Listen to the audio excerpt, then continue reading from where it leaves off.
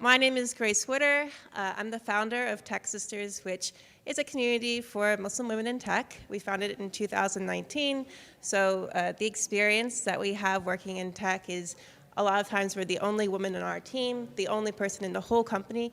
And on top of that, we're the only Muslim, the only person who's wearing a hijab, the only one who's a mom, the only one who's not going to after-work drinks. So there's this compounding idea of being the only person like us, which can be very isolating. So Tech Sisters is all about we see you, we know what you're going through, and we have a whole community of women who are like you.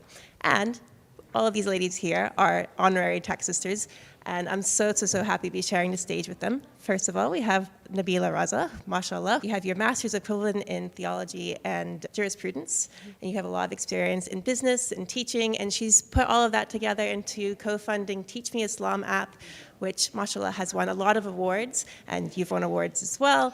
And the whole purpose of that is educating adults and children about the deen and the beauty of it, and you've done an amazing job, so mashallah. Thank you so much. It's a pleasure to be here, so thank you for having me. As you've just very kindly introduced me, I founded Teach Me Islam in 2018, and the main inspiration for that was my late sister, Momtaj. She was all about Islamic education, children and charity. So she gave me the kind of motivation to take the leap from being a teacher as a career to then found my own platform, Teach Me Islam. And the main motive for that was to bring Islamic education to everybody. So you don't have to be Muslim, you don't have to be a certain age, you don't have to be somebody that loves, necessarily even studying. However, making it easy, accessible to learn about Islam, but doing it in a holistic way in today's society, but also doing it in, with the correct, authentic teachings of Islam was the main motive. So yeah, alhamdulillah. Mashallah, incredible work.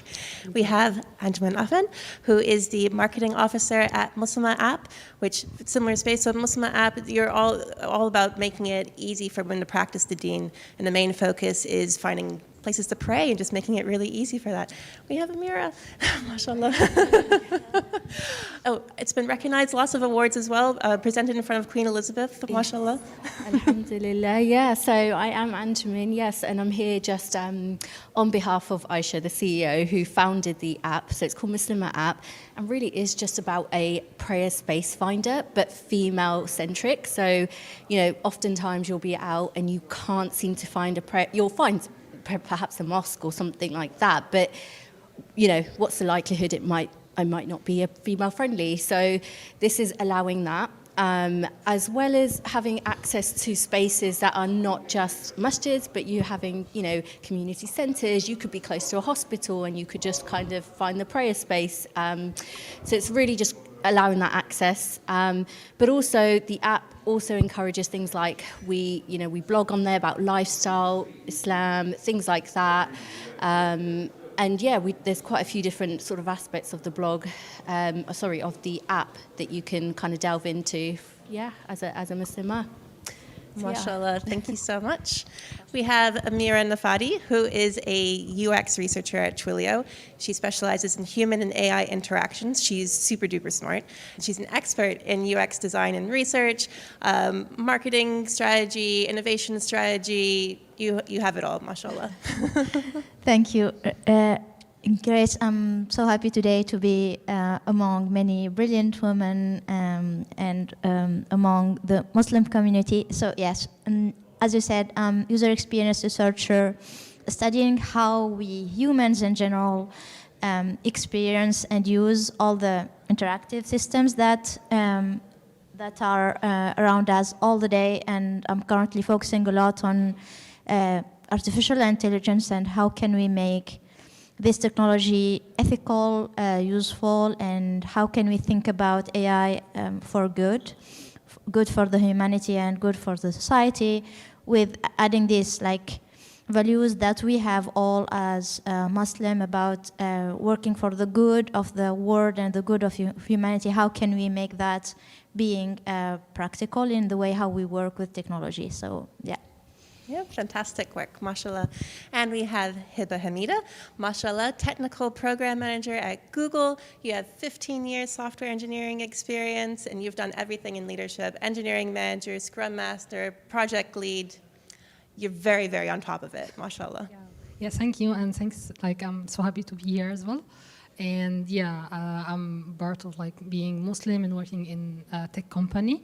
Yeah, as you mentioned at the beginning, you feel like sometimes you are different. You have like some values because you are Muslim, and you are working in a company that sometimes like your colleague is not similar to what you have. But I'm also like part of the Muslim community inside the company, and we have like, mashallah, like a good community there, and we do a lot of like useful sessions inside there. So yeah. And I'm so happy to be here as well. Thank you. Oh, so happy that you're here, alhamdulillah. And we have Amira Al-shaibani, mashallah, software engineer at Spotify, also super duper active in Code First Girls and Code for Girls, and you're all over Tech Sisters, mashallah, and just really, really generous with all of your time and mentoring. Yeah, I'm really happy to be here. Sorry about the lateness, but basically I'm software engineering for 5 years and mainly focus on like back-end systems at Spotify. So trying to get basically content in and yeah, what all that entails. And yeah, really happy to work with people like Grace who advocate for like Muslim women in tech, because it's already hard getting girls into tech, but also Muslim women. I really like to see like there's a whole panel of people, which is really beautiful, so it's good. Yeah. Alhamdulillah, alhamdulillah. So the topic of this panel is the intersection of technology and the Muslim community. And I think this is really topical because the last 2 months what we've seen in Raza is just how technology has played a major, major role. We're seeing the information spreading because of social media, because it's much easier for people to post content online. But at the same time, because we're not in a position where we own these platforms, we're seeing a lot of that being censored. So I think kind of the key thing that we're going to be talking about today is how do we use technology as a tool for good? How do we really actively steer this in a way that's going to be inclusive for our community, that's going to be ethical, and it's a way that's, we're driving it in the right direction, inshallah. So I think kind of for the panel, and we can share the mic as we go along, but how has technology evolved over the course of your careers? All of you have very diverse experiences. What has been the evolution that you've seen in terms of how technology has interacted with the Muslim community? But for me personally, I started off with just like object-oriented programming and yeah, back-end systems before, and then I wasn't very in tune with like, I'd learned machine learning at university, but it wasn't a very big thing back then, and now it's kind of exploded onto the scene with ChatGPT and things like that. So I think the way, like personally, that I'm going to develop, like in my career, is going to look very different now, especially with these AI technologies, and that looks very different to me in the future. Maybe someone else was there. Yeah, I can say that yes, interaction between technology and Muslim community has increased significantly over years. So now we have an increase on the information and also in education. It's super easy now for us as a Muslims to get resources that's online through social media, through platform and applications. At the same time, it's also super easy to communicate and connect over the globe. We are not in the same location, but we can communicate and connect as well. Plus, at the same time, now we have a lot of like applications that makes our life more easier. And yeah, so I guess like the technology and Muslim community, like it's ongoing process as well. So yeah, it will be still there. MashaAllah. I second all what you mentioned, Heba, about the fact that as a community, part of the whole human community in general, we are taking great advantage of having more ways to communicate, to learn, and to educate others. What I would add is that I noticed more and more women and Muslim men being actively involved in the development of the technology in general. We see more and more influencers in tech who are Muslim, mashallah. We see also many companies that are founded and led by Muslims, which is really a great thing to see. And I would add a last point is the good thing that we are also now seeing Muslim institutions and even like dean scientists adopting the technology, being very active on social media, for example, and adapting the technology to educate, to spread the knowledge about Islam, which is a very positive involvement, to be able to take advantage of this technology and be an active part of it and not simply consume the technology. So we are on a good way, I would say. MashaAllah. Excellent. Honestly, I have third or fourth, whichever you like, all of these guys, because I think absolutely that representation that you just mentioned, having people, involved in that scene to be able to then execute, resources, whether it's an app, whether it's social, anything that you can actually access, make life easier as a Muslim. And the other thing I was going to say was that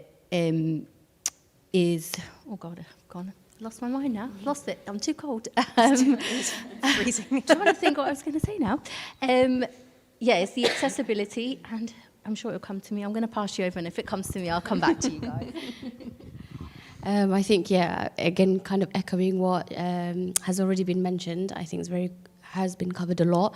But in terms of technology, I think being a 90s baby myself, I think I've got a good balance of actually seeing that change from where social media didn't necessarily exist to the world that we live in today. I think it definitely has evolved, especially coming from the Islamic education sector, is my experience, is that hugely, as it has been mentioned as well, that it's a great positive just because of the easy access to Islamic education as well. For example, it's given people that are at home and, even generations that are older, from my mother's generation. So she wasn't tech savvy at all, of course, from her era. However, now with technology, she's been able to educate herself, but also now she teaches it on to many as well. So I definitely say that technology has evolved, and if it's been used correctly, and if people are, going to the right sources to get the information and knowledge, then it's been a great, positive for sure. So I think the general theme here is that there's been a lot of democratization of technology. It's a flattening.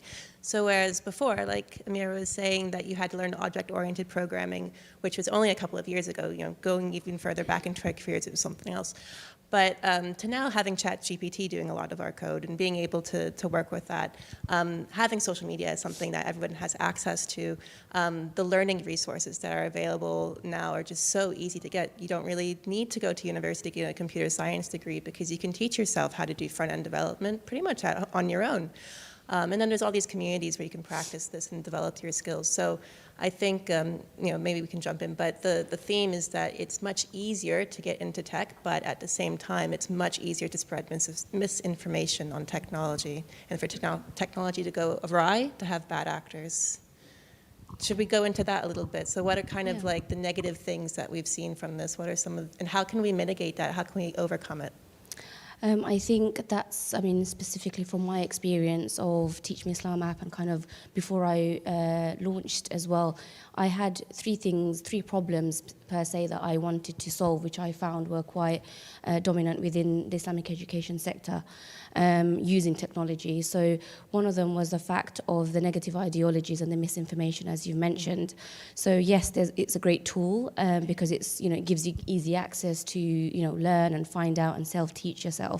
However, there's a lot of information, and unfortunately, most of the time, especially when it comes to Islamic education, if you're looking for that as your main reference for teachings of Islam, it could be the unverified and the unauthentic information, which is leading and does lead I wouldn't say majority, but it does lead the minority, if anything, to negative ideologies. And that's where we've got one of those problems, whereas when it came to Islamic education, there's so much, unfortunately, already, with the Islam specifically as a faith, there is a lot of negative, ideologies or misunderstandings and misteachings. So it's down to the unverified information. So with Teach Me Islam, how to mitigate it is that's why I thought I will try my best to come up with a platform where we have actual Islamic scholars who've studied it thoroughly, who have got the references that's required so that they can teach the correct teachings of Islam on and give it the positive light and the beauty of it, which is what ultimately is within the faith. So yeah, that would be my take on that. Mashallah, excellent work on it. Again, just to echo that, I think the misinformation side of things is huge, and it's so important to have people in place to be able to, get your right sources from, and yeah, really, it really does come down to that. I think and collaboratively working together as well. I think it's important for Muslims within the community.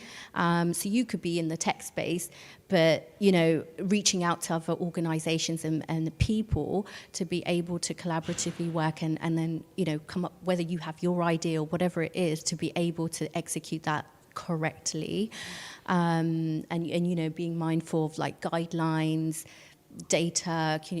There's been a few occasions where I have come across, unfortunately, whether it's Muslim-owned apps or things like that, that data has been, breached or sold and things like that. So it's so important that those things, like those guidelines, are adhered to, I think. Yeah. I think just touching on that, I think one of the main things that I remember from the Muslim app when it first came out was it was kind of in a response to a major data breach of another very popular Muslim app. Yeah, absolutely. Yeah, no, it's one of the main things that we go by. It's so important for us to understand that, your data is, you've provided us this, and yeah, absolutely and actually, from a less Islamic perspective, it's an amana. Mm-hmm. Having someone's information, even that is an amana, and it's so important to take care of that, and not go breach of that, if they're not aware of it. So yeah. I think both of you expressed it well. We need to have more guidance and also teach, especially the young generations and also the elder generations who are still in the phase of learning how to use in a cautious way technology, and also having a lot of information. We need to teach them how to be very skeptical about what should I pick as a source of truth? How should I keep always a critical view on what's given to me, and not give trust to every single information I may find on the internet. And I think, especially now with all the hype around generative AI and deepfake, we are going to face more and more challenges to even understand what's the line between what's true, what's fake. So we have a lot of work to do in this space to educate users how they are going to navigate having a lot of information, a lot of media, not only text, videos, images, in a very cautious way, so that they can learn and take the advantage of it and mitigate as much as we can having this risk of misinformation.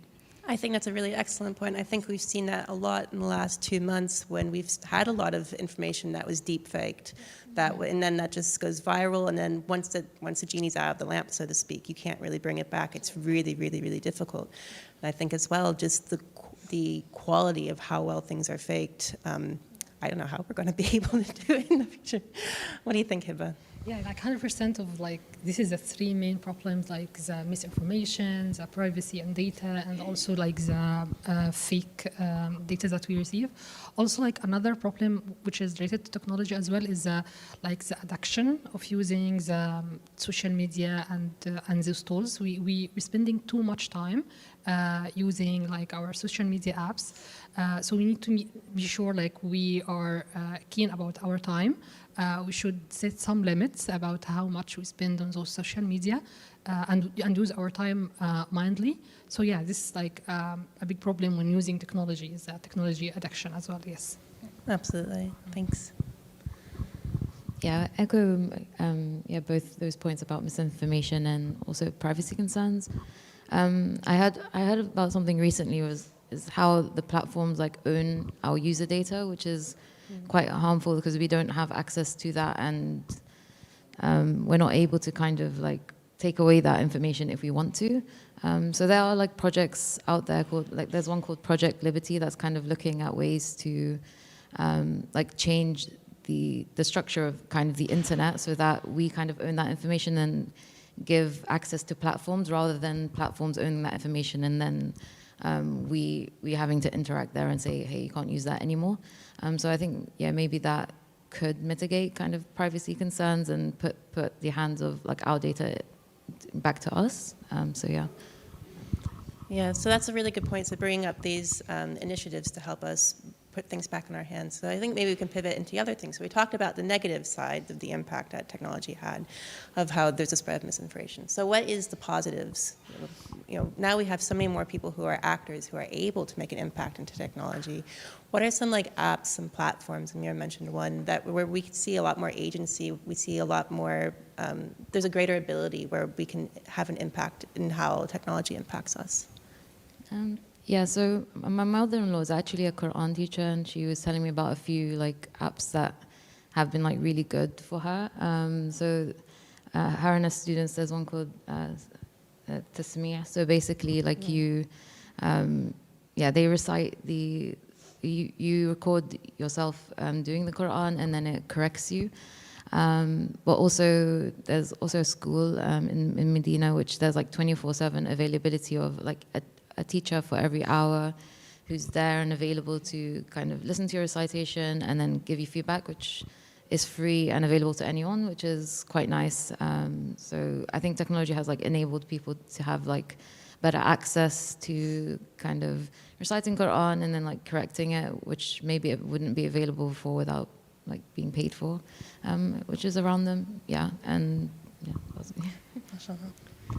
Yeah, and like exactly as this application of like you can memorize Quran with this is really helpful.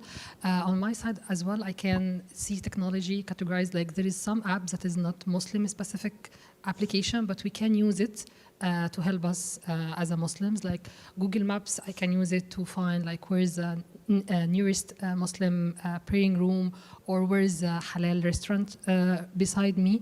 So like sometimes, and also like social media, it's not created only for Muslim community, but we are using it to create like Muslim events or follow the scholars that we want to learn from them more. So here's also like benefit of like using technology. However, if it is not directly created for Muslims, but we can use it to help us in our community as well. MashaAllah, wonderful. Yeah, absolutely. I would add to, on top of what Amira and Heba said around the education impact that technology have, allowing more and more people to access to knowledge wherever they are, whenever they need. This is, I think, one of the biggest impact that we should work on more and more, tech for education and making education accessible and inclusive for everyone. The second axis, I think, health, and independently from being Muslim or not, we should be thinking more and more about how to leverage technology to help people get better access to health. And I would add a last point in general. As Heba mentioned, I think as Muslim, we can take advantage of all the technology that are available for everyone and shape it in a way that is aligning with our values, with our ethics, and make it really a tech for good for our community and for the people with whom we are living. This is, I think, the way how we can think about it. Honestly, I do think the key denominator here is accessibility. It's just creating that, having that accessibility. You know, nowadays you all must have seen it during, like, for example, COVID lockdown. You had Zoom classes. You know, things that would normally be in person had now resumed on say Zoom or Teams, whichever of the like. So things like that, it's just so important to have accessibility, to be honest. I think, and, you know, there are apps like we were mentioning about, you know, whether you're learning or teaching Quran, you know, and there's things like, I mean, I came across, I think, I don't know if you guys have heard of it, but the Quranly app, and it kind of counts your it's a hasanah ticker as well, so it lets you know how many deeds you are getting by reciting each other, and that really is motivational. I don't know, you know, anyone else, but when I read it, it really motivates me, like, oh yeah, I did this. So alhamdulillah. And yeah, you know, again, just going back to Muslimah app, you know, having that, for example, there to give women that access to prayer spaces, you know, more often than not when I've been out prior to this, you know, if I was shopping, you find me in a changing room somewhere praying. So things like that I think are important. So again, just accessibility. I think, again, it's great to be the last one because everyone kind of says everything anyway. But then you have to go first next time. Yeah. But yeah, I mean, again, kind of jumping on the wagon there in terms of accessibility for sure. Easy accessibility is really important in today's society and day and age. And, you know, especially with everybody's busy schedules, whether it's adults, whether it's parents, whether it's even, you know, students and so forth. Even little children, they have pretty packed schedules, like even after school clubs and lots of other activities. So to kind of fit, whether it's Islamic education or not, but specifically speaking from my experience, Islamic education is one that many want to do, but they wait for the right time. And that's one that we've heard quite often when it comes to the adults, whether it's the brothers or the sisters, like, oh, I'm really interested and I would really like to do it. However, I'm just waiting for the right time for my schedule to get a little bit calmer. And I kind of ask them, is that really going to happen? Because as soon as one thing finishes and, you know, something else pops up. So again, not to be too cheeky, but with Teach Me Islam, I think the whole point of the app is so that it's a tool that can be used for adults as well as children with busy schedules, because you don't have to go, you know, make that commute to a certain location. And I think also going off from COVID, the pandemic, it's opened that door for technology to kind of advance and really grow and allow people to give it a go, because people are quite skeptical because, you know, face-to-face, of course, is first priority for many people. But the second thing I would say is security. And that comes down to whether it's the data aspect of it as well. But for Islamic education, the security aspect is the sources that you're learning from. So whether it's the teachers, are they certified? Are they verified? Are they the right people to be learning from? And I think at Teach Me Islam, the main thing for us that we really focus on, of course, you know, teaching Quran, teaching whatever it is they wish to achieve, you know, over the various different programs we have. The main aspect for us is the nurturing side, is what is our students or whoever's kind of choosing us, what are they taking away from their program, from just, you know, past learning the Quran, past learning the meaning, you know, are they actually being able to feel like they're getting closer to their faith? As you know, we all know that Islam is a way of life, and it's part of one's lifestyle. So yeah, I think safety, security and accessibility is definitely key. Yeah, so mashallah, so we have a very general theme of the positive side of technology that we've seen is that it's a lot more accessible. So people are able to make an impact with a lot less effort. So you don't need to know how to code to build a website. You can just kind of do something online. You don't need to know how to, I don't know, have a marketing degree, but you can put something on social media. But to go with that, to protect that accessibility and to make sure that we have the right impacts, we have to have the infrastructure in place. We have to make sure that we keep things safe, that we, you know, that it's a nice sandbox, right? That we're not going completely crazy off the rails.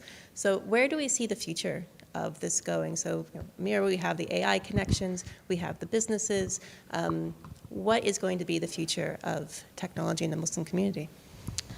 Oh, I think that's a very big question. It's a crystal ball question. It really is. I think, with technology, I think we can all agree to say that it's evolving every day. I was actually speaking yesterday to my sister because my nephew sat on my iPad, and to kind of entertain himself, he was speaking to Siri for like ages. And he was having a full-blown conversation. He was asking him educational questions, he was asking him for jokes, and he was also finding it entertaining with the responses. And I actually was like, you know what, I wouldn't be surprised if sooner or later there's some sort of robot that's kind of just you can purchase, and it is like a friend or a sibling for ones that don't have many siblings around. And I think the future for technology is, I don't think I can answer that. It's one, I think it's evolving, and I think it will continue to surprise us. But inshallah, like mentioning within the Islamic, within our community and the Islamic education sector, I think it's a great tool, and it's going to continue to evolve, and it's going to continue to give us lots of opportunities and a bright future, as long as it's used correctly, authentically, and with all the guidelines in place. Of course. Just to kind of go off the back of that, I 100% agree. Technology is ever evolving, but it's so important to have people in place in the tech field. So, it's something that should be encouraging towards Muslims, young Muslims, whoever they are, doing whatever you're doing, but whether you have your own business, whether you don't, but you want to create something, whether it be an app or whether it be, a website or space, anything, in the technical world, I think it's so important to be involved, because it allows you to then shape those, guidelines, representation and everything like that, and tweak those things that perhaps, maybe currently aren't, or will, because of continuous development, will need that tweaking. So, I think active involvement is key. Sorry if I'm a bit shaky, it's very cold.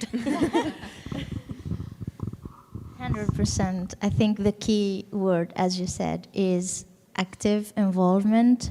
I would say the future for the Muslim community will reflect our degree of involvement and active participation in this development. So the more we are active, the more we take initiatives, the more we take also the risk to innovate, to test ideas, the better we will get represented, and the most benefits we will get from tech.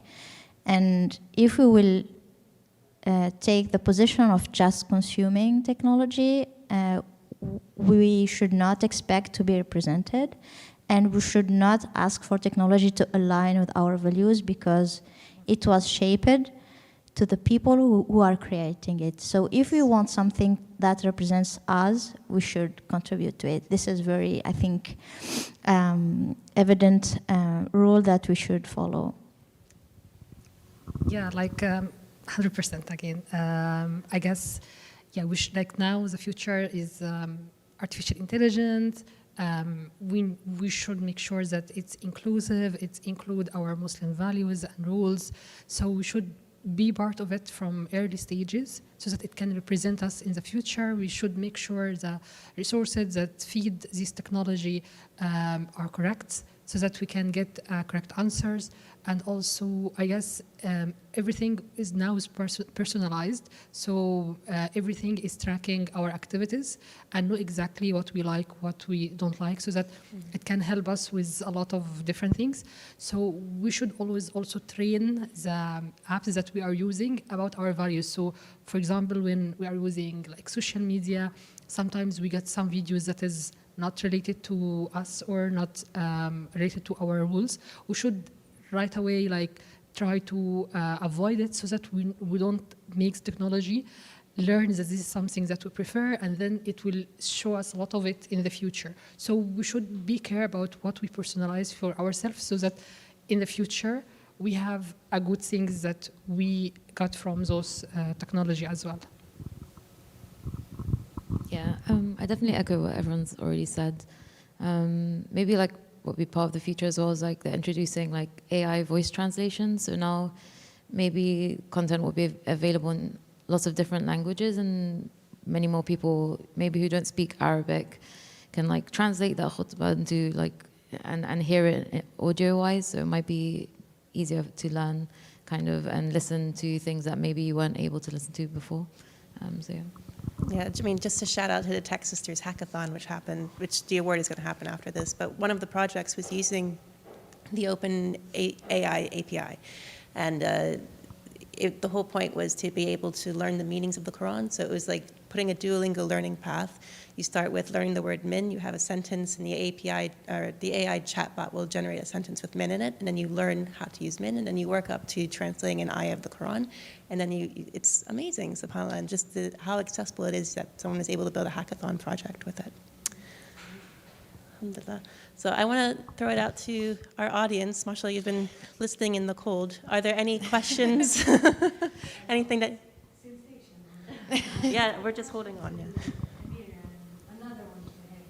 Amira, do you think ChatGPT is going to negatively impact our children's ability to critically think or respond to any question? I think there is for sure a risk for hindering the sense of critical thinking and creativity, not only for children, but even for grown up people like us. And this is a real risk that many researchers are exploring, is how what we call generative AI in general, the AI that is capable to ask very well, answer very well questions, even create text, write emails. So how these kind of technologies are going by the time to hinder our sense of creativity and hinder also our capability to do like all the creativity tasks that we may do. I would say one of the ways that we can reduce this risk is to teach them that it's a tool, like every tool, that you should use within a certain balance, so that it helps you do the task, but it doesn't do the task on your in your place.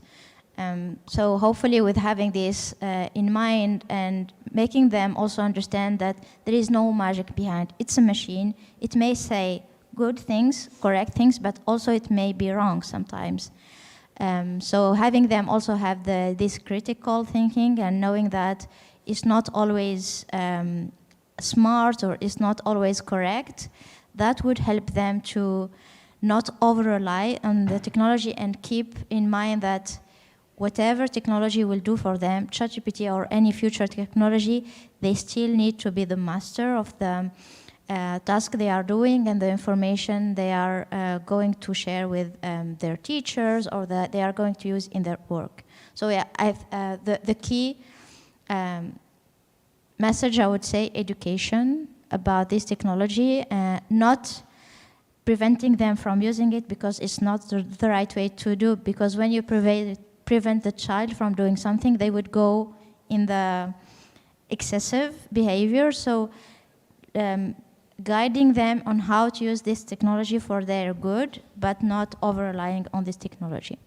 And also, we know that this ChatGPT was launched probably 2022. Yeah, So what is coming after is not there. So it's not there today, isn't it? Yeah, so ChatGPT, the version that was released a year ago is based on data that stops at 2021, but they are now moving to the step where ChatGPT can use real-time data. And if you use the equivalent of ChatGPT, which is Bard, which is the Google a similar version of ChatGPT, Bard can use data from even like yesterday. So the problem is not only about the data they are using, but also the fact that AI was here for decades now, but what happened, what ChatGPT was very particular because for the first time people are able to speak to a robot and it's amazingly understanding their questions and amazingly answering their questions. So this is the shift with ChatGPT. And so that's why we should be very careful to educate everyone using it that it's not a magic.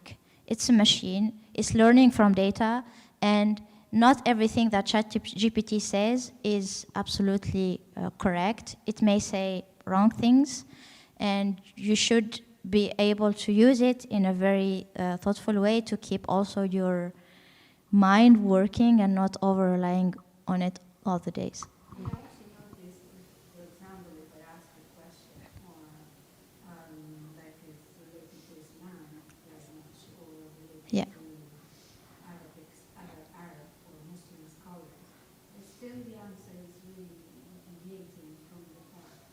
And this, sometimes one student said to me, oh look, this is a very convincing answer.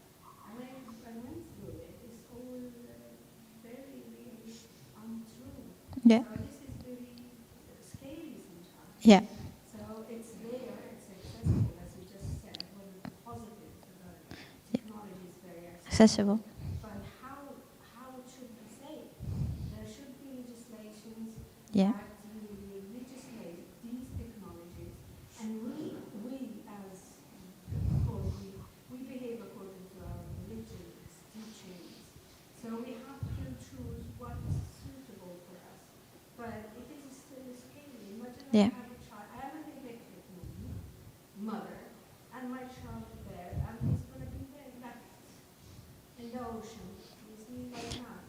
So as responsible people like yourselves, we should do something. Yeah. You know, we should have a big, unanimous, strong voice to legislate, and we have to regulate, because AI is not regulated. Yeah. It is going faster than we think. Yeah. And still the law is way, way down. Exactly. So that is the case, and I feel though it is very useful, that's like scary at the same time. It's very scary. So, Yeah. that's pretty, and even if you look at Google, and if you want to translate from Arabic into English, it still is not perfect. It still doesn't have emotions. Yeah. And So that's, yeah. and that's technology. Exactly. Exactly. And do you know why? Do you know why? In general, not only Arabic, but all the languages that are different from the English. No existence. And I don't know what Yeah. I was laughing. Yeah. And exactly. And you know why? It's not only a problem of the Arabic language, but the English is the predominant language of technology and science in the world, and that made that all the technologies around natural language processing, machine learning, artificial intelligence are trained mostly on English data with English speaking scholars. So that's why other languages are still struggling to be presented in these technologies. And that's why I said, if we want, it is not fair. I know. Yes, yeah, exactly. Yeah. And we actually intellectually controlling the other half of this globe. Yeah. So just because of English, or because even though there are loads of science, computer science, who are Muslim, Arab, in the Silicon Valley. Yeah, so, and that's why I emphasize the fact that if we want that to change, we should not just say it's not fair, but move to action. Be more active, create more, take more risks. All the people who created all these technologies took some risks.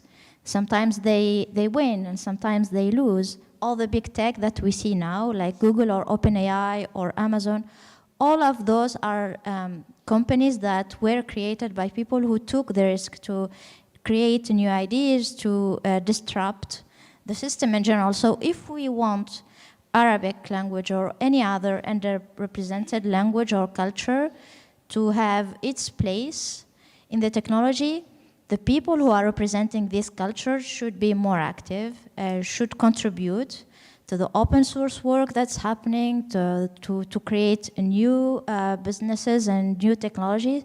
This is the only way, is to be active, to own your future.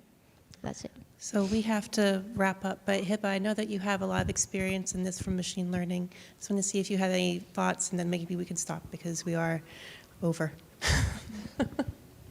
Yeah, I don't have too much to add here because I guess, mashallah, you just said a lot of different things. But yeah, nobody will do our job. Yeah, alhamdulillah, I came from Arab country. I'm from Egypt, so. Oh, nice. So yeah, it's our role to help more in being part of this technology. Try to take the leadership somehow. Try to invest the money and time so that we can increase the Muslim representation and the Arabic in this technology. Back to your question about children,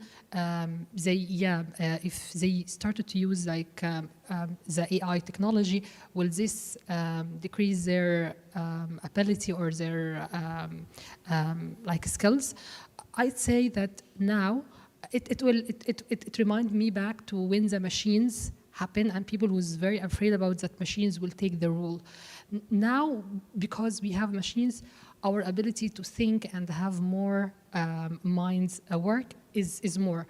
So when we have now those tools, what can we do is that children should start to learn how these tools are working, how can they develop and be part of these tools so that they can add more to this tool, not just being a user for it. So here's how I think about using AI and all of this stuff. MashaAllah, MashaAllah. Excellent discussion. So happy to have all of you here today, and just it was so nice to have all of these amazing women representing technology like this. Excellent discussion. Thank you very much, everybody, and thank you, Halal Expo, for having us.